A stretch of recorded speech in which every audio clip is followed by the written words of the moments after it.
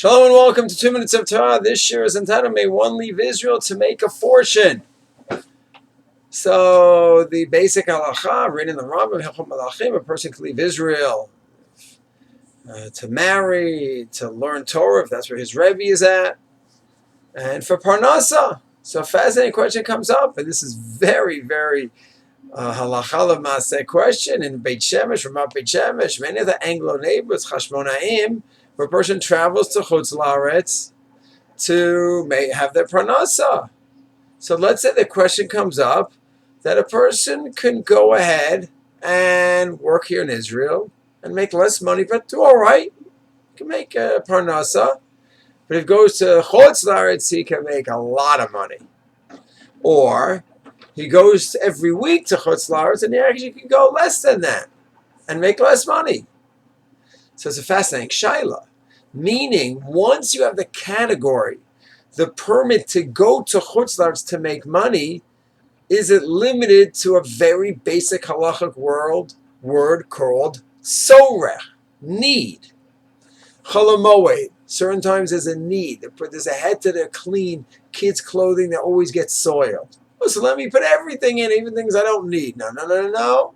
We have to define what is the sorech, what's the need. So do we say here a person has to try to be objective as possible and see which money do I need and which money is so I can have extra money for the next 100 years. Guy's a millionaire and he doesn't need more. He's set for quite a few years because the word need is very subjective, obviously. But let's just say such a case where he's doing fine, more than fine. So it's a nice shaila. What's interesting is, where do you find the shaila discussed? You'll say it's up in the Shulchan Aruch and the Siman about leaving Israel. No such Siman exists about halachas of leaving Israel. In Hilchot Ktuvot, you have an Even Ezra about a spouse forcing another one to make aliyah. That's brought down there. And then in Orach Chaim, Tov Kuf Lamed Aleph, the halachas of shaving on Chol hamoed. And it talks about someone who was out on a trip and comes back in the middle of Chol hamoed, couldn't shave before. He could shave on Chol hamoed, even though no, there's a rabbinic prohibition. But in this case, it was not in his control. He could shave when he returns. And then Shulchan says, as long as you didn't leave Israel without permission, you just went l'tayel.